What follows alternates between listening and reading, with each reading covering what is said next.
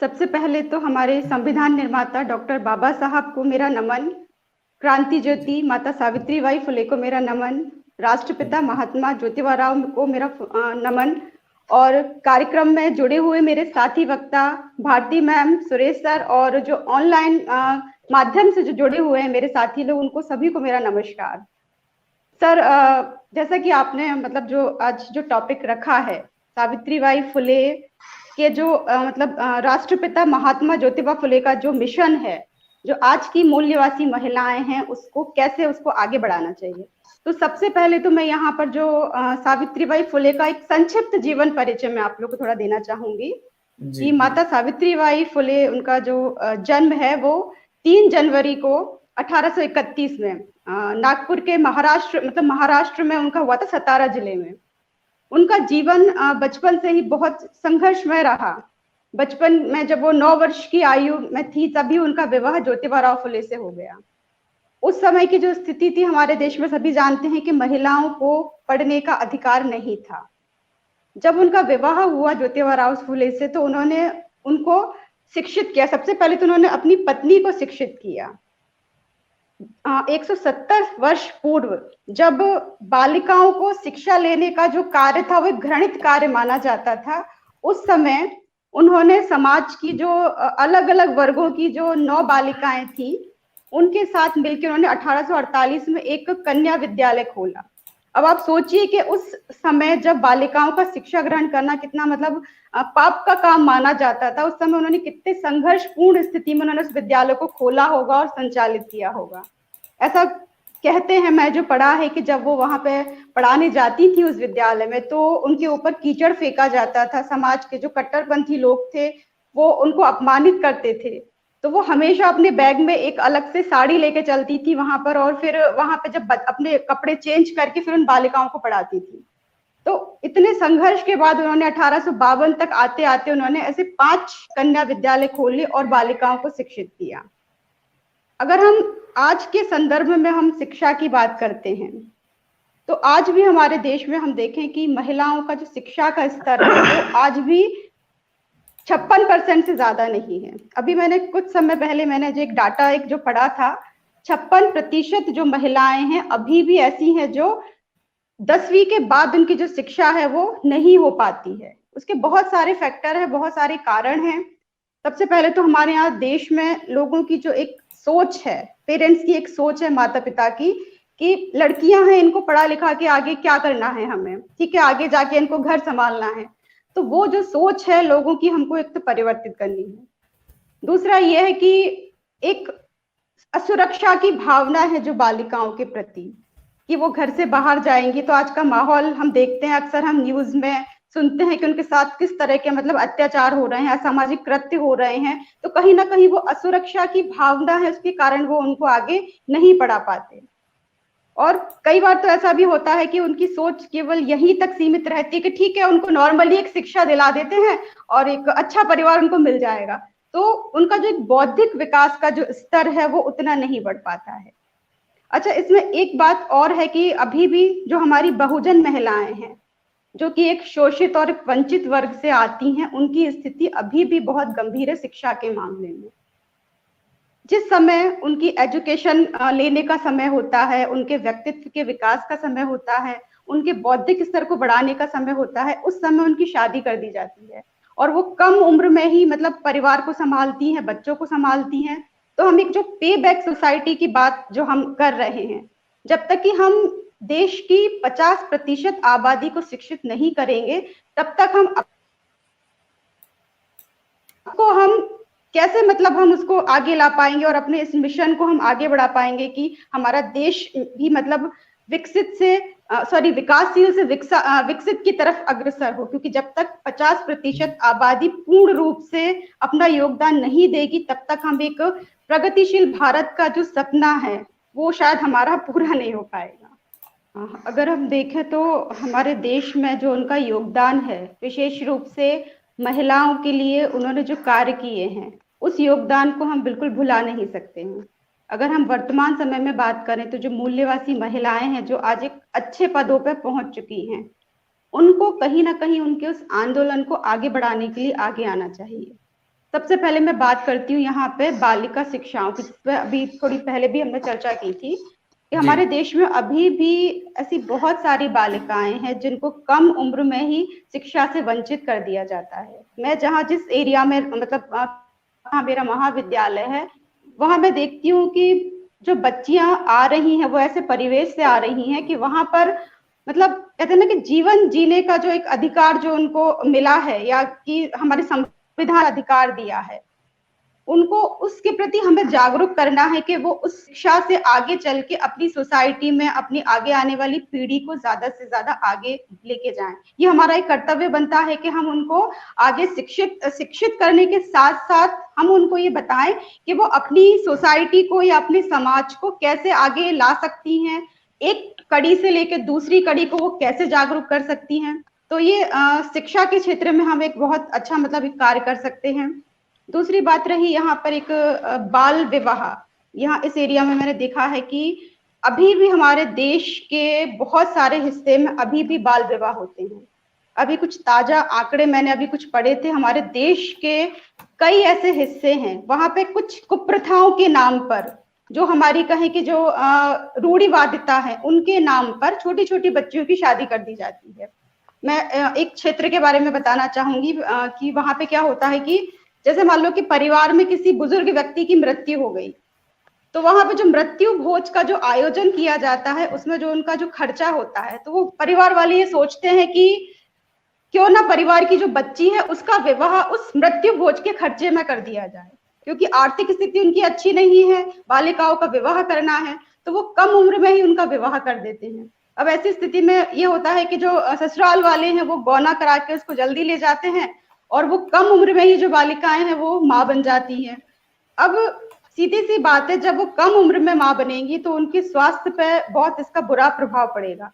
उनका जो एक कहें कि जो हीमोग्लोबिन है वो बहुत कम रह जाता है। जब वो खुद स्वस्थ नहीं है तो वो एक अच्छे बच्चे को या कहें कि एक आगे आने वाली जो पीढ़ी है, एक स्वस्थ पीढ़ी को कैसे जन्म देंगी। इसके साथ साथ सावित्रीबाई फुले ने जो विधवाओं के लिए जो कार्य किए उस पर भी मैं थोड़ा यहाँ बताना चाहूंगी कि जी। पहले क्या था कि हमारे समाज की जो कुछ कहें कि रूढ़िवादिता थी, अभी भी बहुत सारे क्षेत्रों में ऐसा है कि जो विधवा महिलाएं हैं उनका विवाह करना अधार्मिक माना जाता है, चाहे उनकी मतलब पति की मृत्यु किसी भी एज में हुई हो। हमारे देश में अभी भी जो ताजा आंकड़े हैं उनके अनुसार 5.5 करोड़ के समथिंग जो विधवाएं हैं उनके साथ कुछ अमानवीय कृत्य होते हैं, और बहुत सारी ऐसी महिलाएं हैं जो अभी भी अनाथों की स्थिति में रह रही है, क्योंकि हमारे देश में हम जानते हैं कि पुरुष प्रधान समाज है, पितृसत्तात्मक समाज है, और जो संपत्ति का अधिकार है वो भले ही हमारे कानून ने महिला पुरुषों को बराबर दिया है, पर लेकिन अभी भी महिलाएं ना तो उन अधिकारों से जागरूक हैं और ना ही उनका लाभ ले पा रही, तो उनकी आर्थिक स्थिति भी इतनी अच्छी नहीं है कि वो अपना जीवन आगे बहुत अच्छे से जी सके। और इससे भी ज्यादा अगर भयावह स्थिति अगर हम देखें तो हमारे देश में जो बाल विधवाएं हैं जिनकी संख्या लगभग 2 लाख के करीब है, उनकी स्थिति तो बहुत ज्यादा भयावह है, क्योंकि उन बच्चियों के साथ उनके परिवार में ही कई तरह का उनका मानसिक शोषण होता है, शारीरिक शोषण होता है, यौन शोषण होता है। यहाँ तक कि परिवार के जो सदस्य हैं, कुछ लोग उन्हें पैसे के लिए आर्थिक स्थिति कमजोर होने पर उनको देह व्यापार में ढकेल देते हैं। तो ऐसी बालिकाएं जो हैं जो बिल्कुल नरकीय जीवन जी रही हैं, उनके लिए भी हमको आंदोलन चलाना चाहिए, उनको वहां से बाहर निकालना चाहिए कि वो भी एक नए जीवन की तरफ अपना कदम बढ़ा सकें, एक नया जीवन प्रारंभ कर सकें। फिर इसके अलावा हम स्वास्थ्य की बात करते हैं। माता सावित्रीबाई फुले जो कि उनकी जो मृत्यु खुद प्लेग जैसी महामारी के समय हुई, जो उनकी सेवा करते हुए मतलब एक जो प्लेग के जो रोगी थे उनकी सेवा करते हुए उनकी मृत्यु हुई। तो अगर हम यहाँ आज के संदर्भ में अगर हम बात करें वर्तमान समय में, तो महिलाओं की जो स्वास्थ्य संबंधी समस्याएं हैं वो भी बहुत ज्यादा हैं। अगर हम मूल निवासी एरिया में मतलब हम बहुजनों की बात करें, बहुजन महिलाओं की बात करें, तो अभी भी कुपोषण की समस्या एक गंभीर समस्या है।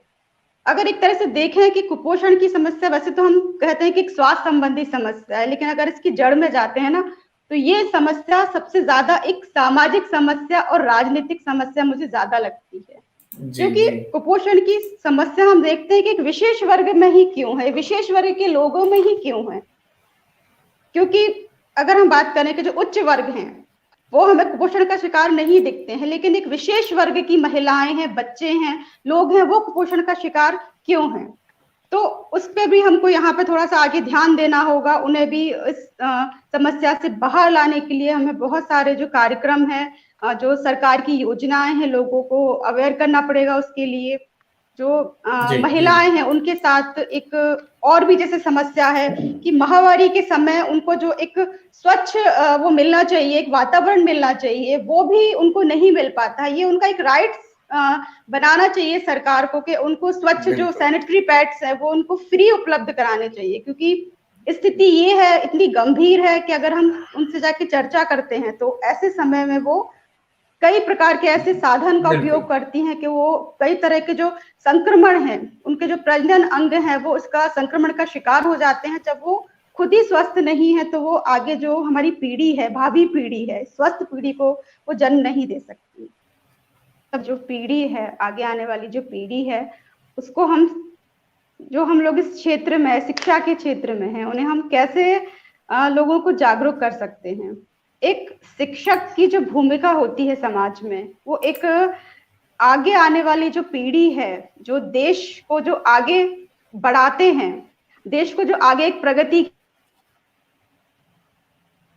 नागरिक तैयार करने की आवश्यकता है। जो कि देश में मतलब बहुत सारी जो हम देखें कि जो अभी भी हमारे देश में जो कुछ रूढ़िवादिताएं हैं बहुत सारी, सबसे पहले तो हमें उनसे उनको बाहर निकाल के लाना पड़ेगा। जैसे कि अभी साल्वे सर ने जो बात कही कि महिलाओं को नेतृत्व में आगे आना चाहिए, बिल्कुल मैं इस बात से बिल्कुल सहमत हूँ कि महिलाओं को नेतृत्व में आगे आना चाहिए। लेकिन समाज में अभी भी ऐसी बहुत सारी बातें हैं महिलाओं की सुरक्षा को लेके। अगर हम देखें कि हमारे देश में कानून अभी इतने बन गए हैं कि महिलाओं की सुरक्षा को लेके, लेकिन फिर भी अगर हम आए दिन अगर हम न्यूज जो पढ़ते हैं बालिकाओं की सुरक्षा को लेके, महिलाओं की सुरक्षा को लेके, तो कहीं ना कहीं वो असुरक्षित माहौल जो है, सबसे पहले हमें समाज में उस माहौल को खत्म करना होगा। एक सुरक्षित वातावरण हमें अपनी बालिकाओं को घर से ही देना होगा कि वो शिक्षा लेने के लिए बाहर निकले। सबसे पहली बात तो ये है कि हमें उन बालिकाओं को शिक्षा लेने के लिए बाहर निकालना है, घर से बाहर निकालना है। उनकी जो माता पिता हैं, जो घर वाले हैं, उनकी सोच को हमें पहले तो उनका दायरा इतना बढ़ाना है कि उन्हें सबसे पहले तो कि बालिकाएं बाहर निकल के सुरक्षित हैं, वो शिक्षा ले रही हैं, तो आगे जाके उनका जो जीवन है वो कितना मतलब अच्छा वो हो सकता है और वो देश के उसमें कितना अपना योगदान दे सकती हैं। तो सबसे पहली बात यही है कि हमें अपने घर से शुरुआत करनी होगी। हमें घर से एक सोच परिवर्तित करनी होगी कि बालक और बालिका में कोई अंतर नहीं है। अगर जितना हम एक बालक को शिक्षित करके आगे बढ़ा सकते हैं, बालिकाएं भी उससे ज्यादा कहीं शिक्षा लेके आगे जा सकती हैं। तो मेरा सबसे अहम जो बात है उनकी सुरक्षा को लेकर है कि एक हमें सुरक्षित माहौल उनको देना चाहिए और तभी हम एक अच्छे समाज की जो भूमिका है वो बना सकते हैं और शिक्षा के क्षेत्र में उनको हम आगे ला सकते हैं। उनके जी जी बहुआयामी व्यक्तित्व का विकास कर सकते हैं। बहुआयाम से तात्पर्य ये है कि हर क्षेत्र की जो जानकारी है हम उनको दें कि वो आगे बढ़े और अपने जो बौद्धिक स्तर है उसका विकास करें। स्वच्छता के मामले में हो, स्वास्थ्य के मामले में हो, राजनीति के मामले में हो, बहुत सारे मतलब जो क्षेत्र हैं हमें उनको उसके बारे में जागरूक करना है, उनको जानकारी देना है कि वो ज्यादा से ज्यादा अपना जो योगदान है वो दे। और जो महिलाएं हैं, विशेष रूप से मैं कहूँ कि हमारे देश में बहुत सारी ऐसी कुछ कर्म कांड हैं, अंधविश्वास हैं, जिनसे हमें उनको बाहर निकालना है। अभी काफी हद तक ये जो सुधार हुआ है कि महिलाएं इन कर्म कांडों से बाहर आई हैं, लेकिन अभी भी देश में देखें कि एक देश की आबादी का एक बहुत बड़ा हिस्सा है, विशेष रूप से मैं महिलाओं के लिए यहाँ कहना चाहूंगी कि बहुत सारे कर्म कांडों में है, तो हमें उनको भी उससे बाहर लाने का प्रयास करना चाहिए। MNT न्यूज नेटवर्क को सब्सक्राइब करें, लाइक और फॉलो करना ना भूलें। साथ ही बेल आइकॉन दबाकर जन जागृति की मुहिम में जुड़े रहें।